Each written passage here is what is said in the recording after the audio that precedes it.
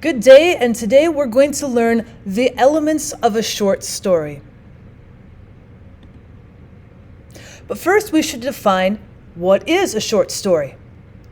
A short story tells about a single event or an experience. Short stories are often fictional. That means they are not true. These really did not happen.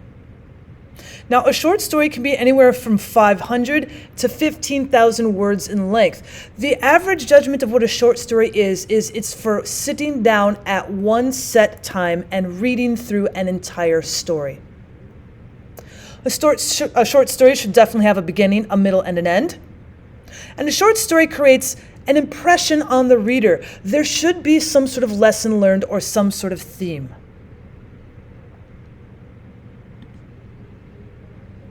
Now, there are several different fictional elements in a short story that we're going to discuss. We're going to look at the setting, the characterization, the plot, the conflict, the climax, the resolution, the theme, and the point of view. So let's start off with the setting. You're going to see that at the very beginning of the short story. You could also see several changes within the short story, but definitely at the beginning, in a short story, the setting is going to tell the reader where and when the story takes place.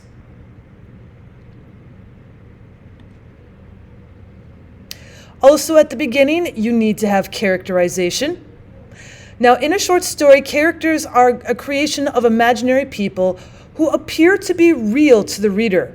Now, the writer is going to give information about the characters in the story towards the beginning. They could be human, they could be non-human in realization.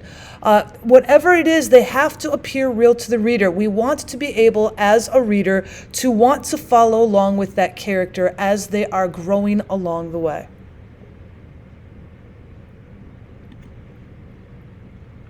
The next in your short story vocabulary is a plot. The plot is a series of events through which the writer reveals what is happening, to whom, and why. So these are the conflicts in your story. Now, in a short story, there really is generally only one major conflict with a resolution or a solution at the end of your story. You could have other small conflicts that happen within your short story, but in essence, because it is a short story, you generally only see one major conflict, one plot line that you follow through to the end.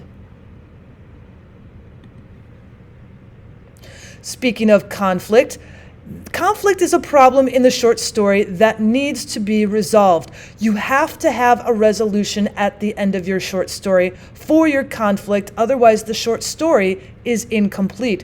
The reader is going to feel like you haven't finished the story.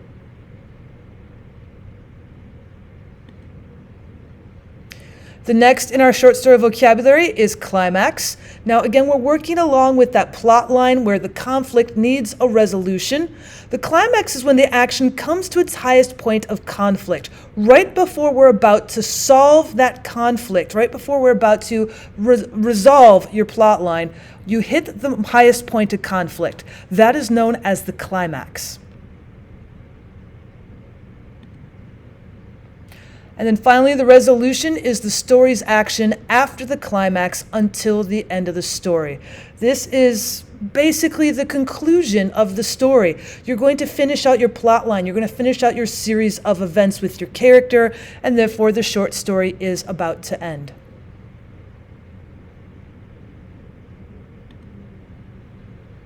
Of course, once you are done with your story, you should be able to recognize the theme.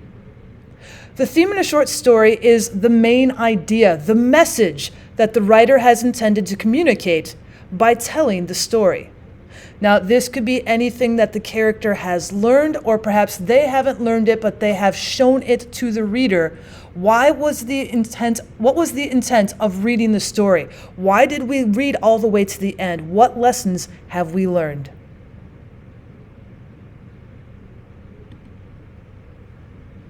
Now, the point of view in a short story is the position of the narrator of the story and what the writer sees from that vantage point.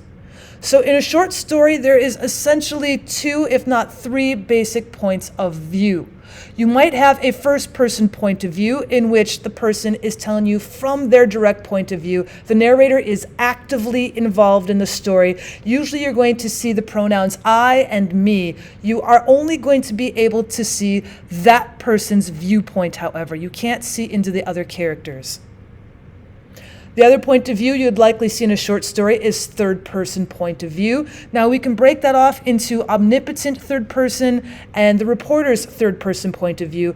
In third-person point of view, you usually see the pronouns he, she, it, they, because the person who's telling the story is not directly involved in the story. They can jump from character to character and give you several different points of view. That's known as the omnipotent third point of view. Or they could just be reporting from one person's point of view, but they are not directly involved. They're just telling the story from that person's standpoint.